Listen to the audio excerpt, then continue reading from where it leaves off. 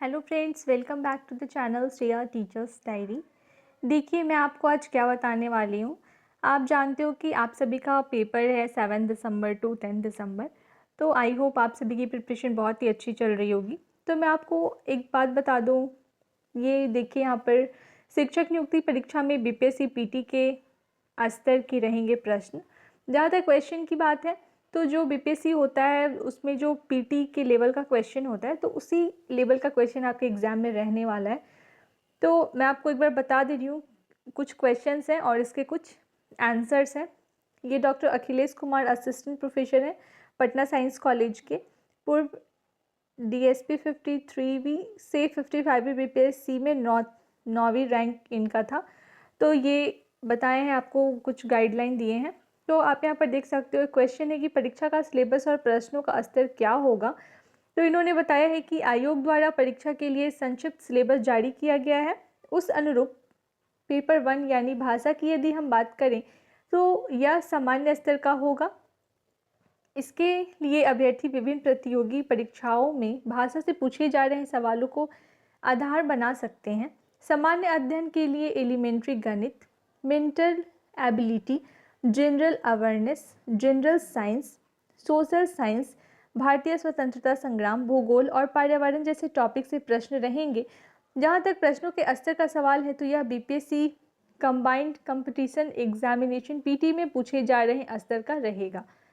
तो आप यहाँ पर इस आंसर से समझ सकते हो कि आपका जो भी क्वेश्चन का लेवल रहेगा वो आपके जो पीटी एग्जामिनेशन में क्वेश्चंस पूछे जाते हैं उसी लेवल के रहेंगे आपके क्वेश्चंस। क्या हो अध्ययन सामग्री, मतलब अब हम पढ़ाई कहाँ से करें। तो अध्ययन सामग्री के रूप में एनसीईआरटी, एससीईआरटी और एनसीईआरटी के साथ साथ बिहार टेक्स्ट बुक को ही आधार बनाए तो बेहतर होगा। सोशल साइंस के लिए कक्षा 6ठी से 12वीं तक, साइंस के लिए कक्षा 6ठी से 10वीं तक और गणित के लिए जनरल मैथ की कोई पुस्तक को शामिल करें। स्वतंत्रता संग्राम के लिए एनसीईआरटी के साथ बिपिन चंद्र की पुस्तक पढ़ें। जनरल अवेयरनेस के लिए करेंट अफेयर्स का मंथली मैगजीन को पढ़ना बेहतर होगा। आप यहाँ पर देखो कि आप कहाँ से पढ़ सकते हो।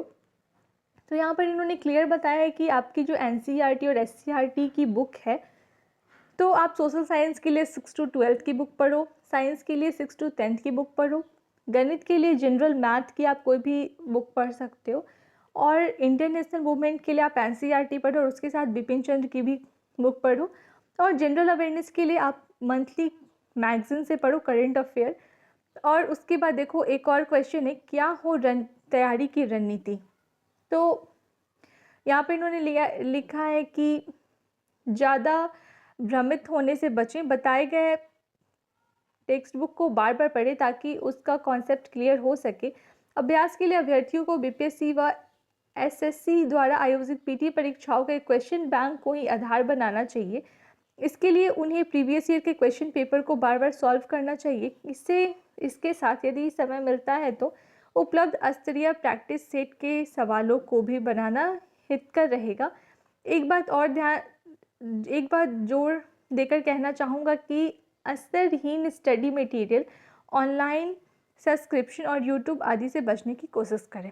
तो देखो, आप यहाँ पर अच्छे से समझ सकते हो कि आपको अब कहाँ से पढ़ना है और कितना पढ़ना। अब आपके पास ज़्यादा टाइम नहीं है, तो आप इससे पढ़ के अपना बेहतर से बेहतर मार्क्स ला सकते हो।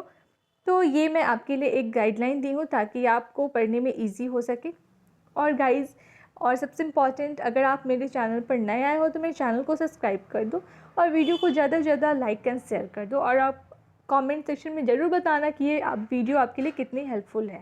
Thank you.